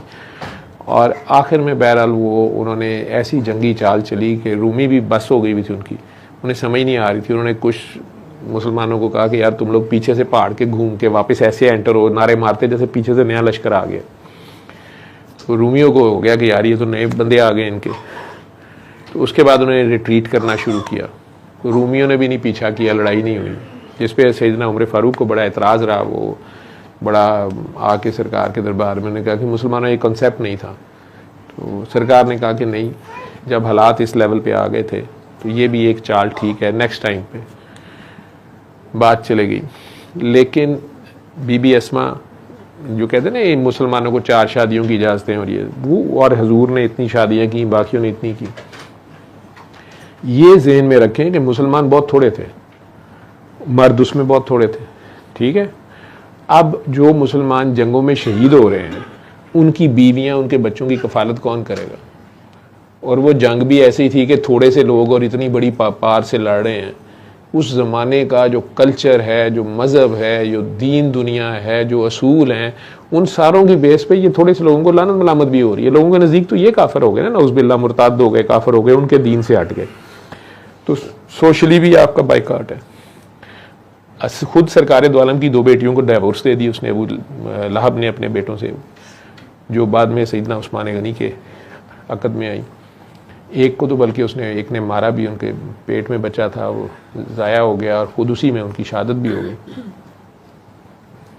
तो इन हालात में जो चंद मुसलमान अगर लड़ने निकले हैं वो भी शहीद हो जाएं तो बददिली नहीं फैलेगी, बाकी औरतें आइंदा अपने खामदों को जाने नहीं देंगी। प्लस अब ये जो औरतें रह गई या जवान बच्चियां रह गई, उनका बाप शहीद हो गया या खावन शहीद हो गया, तो इनकी कफालत कौन करेगा? कोई फंड्स तो नहीं थे हमारी तरह, उनके बैंकों में पैसे तो नहीं पड़े हुए थे, ठीक है। तो उस वक्त वो जो चंद मुसलमान बचते थे वही शादी कर लेते थे शहीद की बेबस। वैसे इस्लाम का ये पॉइंट मैं आप सारों को बता दूं,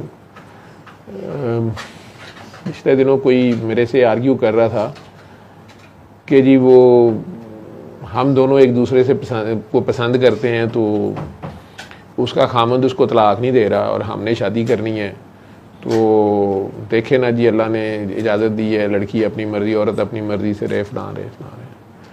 तो मैं उस बंदे को ये पूछ रहा था कि तुमने किस तरह उस औरत को अप्रोच किया जो पहले से किसी के अक़द में है, ठीक है। जिस इस्लाम में, जिस नबी ने, जिस अल्लाह ने ये सिखाया है कि अगर 2 मियाँ बीवी की आपस में लड़ाई हो जाए और वो गुस्से में मर्द तलाक कह भी दे या औरत एक बार ले भी ले, तो हुक्म ये है कि वो 3 महीने इकट्ठे ही रहें उसी घर में, और एक दूसरे को अगर वो चाहते हैं तो कि उनमें से या एक पार्टी चाहती है कि ना हो तलाक, बच्चे उजड़ जाएंगे, या दोनों उस एक लम्हे के गुस्से पे पछता रहे हैं और चाहते हैं कि दोबारा आपस में रहें, क्योंकि हलाल चीज़ों में से ये वाहिद चीज़ है जो अल्लाह को सख्त नापसंद है। तो वो दोनों एक दूसरे के लिए तैयार हों, दोनों एक दूसरे को प्यार करने की कोशिश करें और 90 दिन या 3 महीने के अंदर अंदर रजू कर लें। उसके बावजूद अगर वो नहीं करते तो फिर उन्हें सेपरेट कर दिया जाता है या 2 तलाक़ें वो कह देते, तो फिर 3 माह का टाइम है। अब इसमें मैं जब ये पढ़ा कहीं या देखा, उसमें ये हुक्म है कि वो लड़की नाराज़ होकर घर आ गई है, या उसने निकाल दी है, मर्द ने निकाल दी है, या वो खुद आ गई है, उनकी सेपरेशन चल रही है, जी डाइवोर्स हो जानी है, जी हो गई है, जी नहीं हो गई है, जी खुला के लिए अप्लाई किया है, नहीं किया। लेकिन जब तक पैचअप का चांस है, मजीद 3 तलाक़ें पूरी होने तक, पॉइंट ऑफ नो रिटर्न जाने तक, जब तक ये चांस है कि उनकी सुलह हो जाए या रजू कर लें या दोबारा निकाह पे तैयार हो जाएं, अगर हो भी गई है, तो मुसलमानों को ये हुक्म है कि कोई मुसलमान उस औरत को या कोई औरत उस मर्द को जो अपनी बीवी से नाराज़ हुआ है, हमारे तो दफ्तरों में सारा दिन यही कहानी हो रही होती है, मर्द बेचारा बड़ा दुखी होता है, जी सच्चा प्यार ही नहीं मिला, जी 3 बच्चे हैं, जी 6 बच्चे हैं और मेरी बेगम बस बड़ा दुख देती है, और बच्ची जो वहाँ बेचारी नौकरी करने गई होती है वो उसकी मामा बनने के चक्कर में पड़ी होती है, अपना लंच भी शेयर कर रही हैं, उन्हें कह रही कोई बात नहीं सर, आप बहुत कोई छोड़े परे सर, ये औरतें होती है ऐसी, ठीक है। तो मत ये कुकड़ा कुकड़ी खेलें, एक दूसरे ने दाने पाओ। तो इस्लाम क्या कह रहा है, ये कुकड़ों के काम होते हैं ना, खाम खाए हमें किसी भी कुकड़ी के पीछे पार सूट के ठीक। तो इस मामले में वैसे सियालकोट के कुकड़ बड़े बदनाम हैं। अच्छा खैर, तो यार मैं कोई कॉमेडी शो नहीं कर रहा होता, मैं इनडायरेक्ट वे में तुम लोगों को कुछ कहने की कोशिश कर रहा होता। खैर, तो समझाने की कोशिश कर रहा होता हूँ या बातों बातों में मनाने की कोशिश कर रहा होता हूँ। तो उसमें हुक्म है, सरकार की हदीस भी है कि जब तक उनका अभी पैचअप का चांस है तो कोई मर्द औरत उन दोनों में से किसी को अख मटक्का करने की कोशिश ना करे, अपना पैगाम भी ना भेजे कि आई एम इंटरेस्टेड, या ये कोई बड़ा अमीर है, कोई एमएनए है, कोई एमपी, कोई मिनिस्टर है, कोई जर्नैल है, कोई जज है, तो वो किसी की बीवी को या किसी के खामन को, आजकल काकियां भी जर्नैल और सारी हैं ना, जज जुज भी सारे ओहदों पे हैं, तो उसको हिंट भी ना दें, उसको आस भी ना दें, उधर पैगाम भी ना भेजें। जैसे कई कबाइल में पहले होता था कि रिश्ता किसी ने पूछा हुआ है, दूसरी पार्टी अगर पूछ लेती थी गोलियां चल जाती थी। वो गलत बात है कि जी हमने पूछा है, इनकार हो गया, अब कोई ना पूछे, अब ये लड़की की देखते हैं कौन शादी, वो गलत बात है। लेकिन जब एक बंदे ने बात की हुई है, उनका भी चल रहा है, तो अगर वहां से क्लियर इनकार जब तक नहीं होता तो उस वक्त तक कोई दूसरा मुसलमान बीच में टांग ना फंसाए। और जहां पे मामला ही मियाँ बीवी का है, उनकी लड़ाई हो गई है, ठीक है, ये तीन हालतों में से, मतलब नबी करीम सल्लल्लाहु अलैहि वसल्लम को झूठ से, मेरा ख्याल है उन्हें किसी चीज से नफरत नहीं थी, उन्हें नफरत थी झूठ से नफरत थी, ठीक है। अदरवाइज वो स्वाय प्यार के, रहमत के कुछ है ही नहीं है, वो प्यार ही प्यार है। तो नफरत का कॉन्सेप्ट उनके बारे में मतलब आता ही नहीं है। लेकिन अगर उन्हें नफरत थी तो उन्हें झूठ से नफरत थी, ठीक। मतलब वो कहते हैं मजाक में भी ना बोलो। मुझे भी डर जो उनके सामने जाने से आता है, क्योंकि मैं तो अजल का झूठा हूं, तो वो मुझे डर आता है सिर्फ इस वजह से, इस हरकत से आता है कि मैं गपीब बंदा, ठीक, तो डर ही आता है कि लगता है कि उन्होंने तो एक मामले में, तीन में से एक मामले में जिसमें उन्होंने झूठ बोलने की इजाजत दी है, सिर्फ तीन मामले हैं जिनमें आप झूठ बोल सकते हैं, आप कोई इजाजत है, बल्कि आप गोडे गिट्टे जोड़ के अपने आप को डॉक्टर मोहम्मद जुवैद समझ के मारेगा। अच्छा, इसमें मुझे याद आया, आप में से कई हजरात फ़ोनों पे दुआ कराते हुए जो है ना वो डॉक्टर जावेद बन जाते हैं, ठीक है। वो काके काकियाँ आगे से जो भी बंदा होता है उसे कहते हैं कि चलो मकसद आपका चाहे दुआ कराना होता है, लेकिन आज से मैं मना कर रहा हूँ कि ये ना किया करें, ठीक है। उसे बता दें मेरा ये नाम है, या नहीं भी आपने नाम बताना, उसे बताएं कि मैं ठीक हुआ हूँ, आप मुझे काका समझ लें या काकी समझ लें। आपके सामने कई बार लोग कहते हैं कि मुझे 7 साल से वो काकी जी दुआ करा रही हैं, मेरा काम भी ठीक हो गया, मैं खुद भी दुआएं करा रही हूँ या कर रही हूँ, लेकिन उन्हें नाम नहीं बताया आज तक। वो कहती बस मैं एक काकी हूँ, तो आप भी काका बना करें। तो उसमें बात जो है वो कहीं और की कुछ और निकल जाती है। तो आज किसी ने फ़ोन करके मुझे बड़ी दुख भरी दास्तान सुनाई है, उसका फ़ायदा कोई नहीं है। खैर, तो हुक्म यह है कि आपने अपना जेस्चर भी शो नहीं करना कि आप इंटरेस्टेड हैं शादी में उस लड़के या लड़की के साथ, ताकि उनका पैचअप अगर हो सकता है तो हो। ये है इस्लाम की असल स्पिरिट। ये जैसे आपने बात करते हुए कह दिया ना शुरू में कि वो आपको पता है मैं शादी होके गई तो वो जॉइंट फैमिली सिस्टम था, आपको तो पता ही है पाकिस्तान में, ठीक है। अल्लाह कह रहा है इन्हें कहो कि ये फ़िरका फ़िरका ना हो, ठीक है। ये फ़िरके का इस्लाम से कोई ताल्लुक नहीं है। इसी तरह ये जो जॉइंट इस्लाम एक जॉइंट फैमिली सिस्टम है, ये नहीं है कि एक ही घर में सारे रह जाएं, उससे नहीं अल्लाह मना कर रहा। अब एक ही कमरे में सारे बंद करी जा रहे हो, नहीं, आप जगह थोड़ी है, बिल्कुल अपना अपना घर लें। आपकी सोच में आप एक फैमिली हो। पहले तो कबीले एक दूसरे के लिए मर जाते थे ना, अब सगे बहन भाई नहीं एक दूसरे के लिए मर रहे। सिवाय मरग शादी के, शादियां तो इसलिए रखी होती हैं कि अच्छा यदि धी भी वड्डी होंगी भी, हम आएगा ना मनान, असी जाना ही नहीं। मरग का भी कई बार कह देते हैं साडा बनना हो गया फॉर गॉड से। अल्लाह ने सिला रहमी पे बड़ा जोर दिया है और कता रहमी के सख्त खिलाफ है। जो एक यूट्रस के लोग होते हैं उन्हें इकट्ठा रहना चाहिए, जो एक माँ के रहम से आए हैं। उन्हें आपस में प्यार मोहब्बत भी, एक दूसरे के ऊपर उनका हक ज़्यादा है, एक दूसरे का पहले ख्याल करना है और सेक्रीफाइस भी करना है, ये इस्लाम है। इसमें सलामती है, इसमें कोई भलाई है। लेकिन जब आप इन चीज़ों को वैल्यू नहीं करते तो फिर आप जगह जगह छितर खाते हैं और बड़ी देर बाद याद आता है। लेकिन कमिंग बैक, हुक्म यह है कि जब तक वो इद्दत पूरी नहीं होती, आप में से कोई अपने किसी हवाले से इशारा भी, डायरेक्ट बात नहीं, इशारा भी नहीं देगा कि आप इंटरेस्टेड हैं शादी में, ताकि उनका अगर पैचअप हो सकता है तो वो हो किसी तरह। और अगर मियाँ बीवी की सुलह कराने के लिए झूठ भी बोलना पड़े, एक को उधर ले जाके कहा कि वो तो तुम्हारे लिए मर रहा है, वो चाहे गालियां दे रहा हो, उसको जाके कहा वो तुम्हारे लिए मर रही है, वो चाहे गालियां दे रही हो, और आहिस्ता आहिस्ता उनकी किसी तरह सुलह कराने की कोशिश करना, इसमें झूठ बोलने की इजाजत है। या फिर आपकी जान पे बना, ये जान बच सकती है झूठ बोल के, तो उसके लिए इजाजत। और आखिरी चीज यही है, जंग के अंदर झूठ बोलना, कि ट्रंप ਨੂੰ कह देना ਤੁਹਾਡੇ ਕੋਲ ਐਟਮ ਬੰਬ ਹੈ, ਅੱਛਾ ਉਹਦੇ ਨਾਲ ਕੀ ਹੋਏਗਾ, ਸਾਡੇ ਕੋਲ ਐਸਾ ਮਟੀਰੀਅਲ ਆ ਗਿਆ, ਐਟਮ ਬੰਬ ਚੱਲਦੇ ਹੀ ਨਹੀਂ ਉੱਥੇ, ਤੇ ਸਾਡੇ ਕੋਲ ਮਾਈ ਚੀਦਾਂ ਹੈ। ਉਹ ਕੌਣ ਹੀ ਹੈ, ਕਹਿੰਦੇ ਤੈਨੂੰ ਕੀ ਪਤਾ ਹੈ, ਇਹਦੀ ਤੇ ਮਹੱਲਿਆਂ ਦੇ ਮਹੱਲੇ ਤਬਾਹ ਕਰ ਦਿੰਦੀ ਹੈ। वो ट्रंप खुद WWE से आया हुआ है, नूरा कुश्तियां खेल खेल के, ठीक है।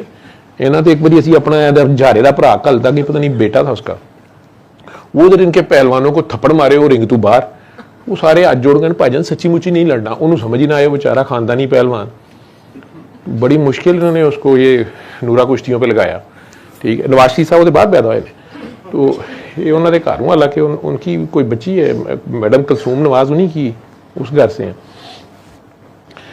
लेकिन बहरहाल की हो सकता है, तो शैतान आखिरकार घेर ही लेता है। वो हुक्म ये है कि आपने उधर पैगाम भी नहीं भेजना, ठीक। तो उस वक्त मुसलमान तो थोड़े से थे, जिस तरह से उस जंग में बहुत से मुसलमान शहीद हो गए, अब उनकी बीवियां हैं, बच्चे हैं, घर कैसे चलेगा। तो हज़रत जाफ़र तैयार की जो बेगम थी, हज़रत अली की जो बड़ी भाभी थी, उनका नाम भी अस्मा था, ठीक है। तो उनसे फिर शादी किसने की थी?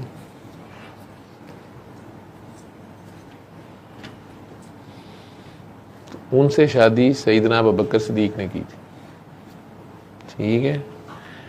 उनमें से एक बेटा पैदा हुआ था, क्या नाम था उनका, उनको पाला, पैदा हज़रत अबू बकर के बेटे थे वो, और थोड़े ही अभी बड़े हुए थे, तो सरकार भी पर्दा फरमा गए, और फिर सईदना अबू बकर सिद्दीक भी 1 साल बाद चले गए। अब वो फिर बेवा हो गई, बेटा भी अभी छोटा सा था। अब किसने उनसे शादी की और उस बच्चे को किसने पाला?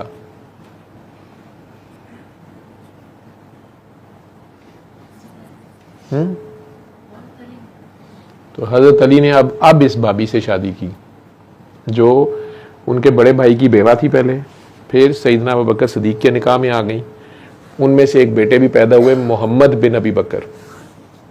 फिर वो दोबारा बेवा हो गई, हजरत अबू बकर फौत हो गए, तो हज़रत अली ने उनसे शादी की रज़ी अल्लाह ताला अन्हु ने, ठीक है। और इस बच्चे को मोहम्मद बिन अबी बकर को पाला।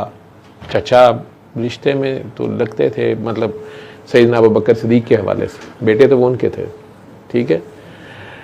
वो अलहदा बात है कि जब सईदना उस्मान गनी की शहादत हुई तो उनके घर में सामने तो हज़रत इमाम हसन हुसैन पहरा दे रहे थे दरवाजे पे, तो पीछे से दीवार फलांग के जो लोग अंदर आए थे उनमें से एक मोहम्मद बिन अबी बकर, क्योंकि उन्हीं की गवर्नरी का पहला लेटर उन्होंने मिस्र भेजा था। लेकिन बाद में वो जो मरवान बिन अल-हकम ने जो साजिश की, जो कुछ भी किया, तो इन लोगों को पता चल गया, ये वापस आए, और वो लंबी कहानी है उस्मान गनी की शहादत की।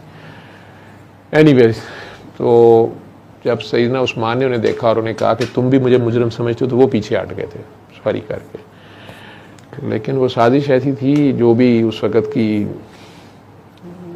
फितना था, वो शहीद हो गए।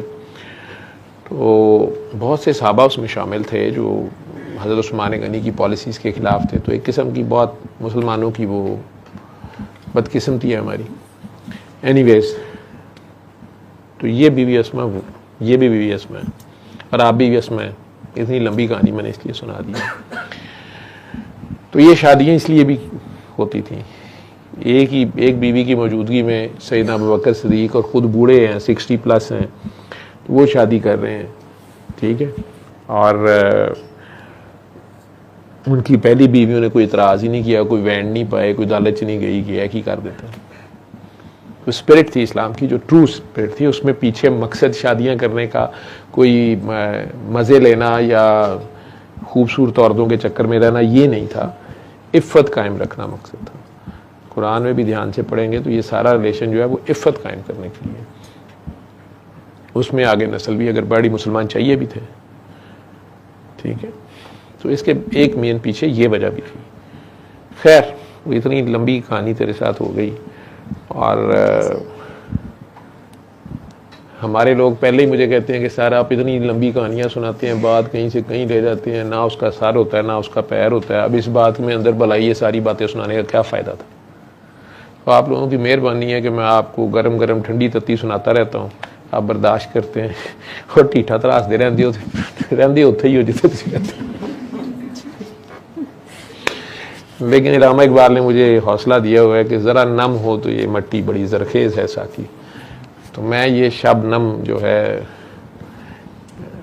ये कोशिश करता हूँ कि ये मट्टी शायद आहिस्ता आहिस्ता नरम हो जाए और अच्छी माएँ जो हैं उनसे एक अच्छी कौम पैदा हो। सर मेरी डेट ऑफ बर्थ भी 9 नवंबर है और वही इलामा इकबाल के शहर में ही गई हूँ। ठीक। हस्बैंड की 25 दिसंबर है। तो नूह ही है सर, वो कायदे आज़म है। मैं इलामा इकबाल हूँ, वो कायदे आज़म है, वो 25 दिसंबर है जी। अब देख लेना तू नया पाकिस्तान बनेगा, नया पाकिस्तान। अच्छा, ये कायदे आज़म की डेट ऑफ बर्थ पे पैदा हुए हैं जी। नवाज शरीफ साहब ने भी यही लिखवाई हुई है। वो तो मैं भूल गई, ठीक है। और हमारी जो मसीही बरादरी है वो बड़ा दिन भी इसी दिन मनाती है, जी जी, ठीक है। तो यानी क्रिसमस पूरी दुनिया में हज़रत ईसा अलैहिस्सलाम का मिलाद जो है वो उस दिन मनाया जाता है। तो 25 दिसंबर के बड़े फजाइल हैं जी, ठीक है। और नाले जेड़ा बंदा होया ही बड़े दिन पैदा जी, तो उन्होंने बड़ा मान लो तुसी, ठीक है।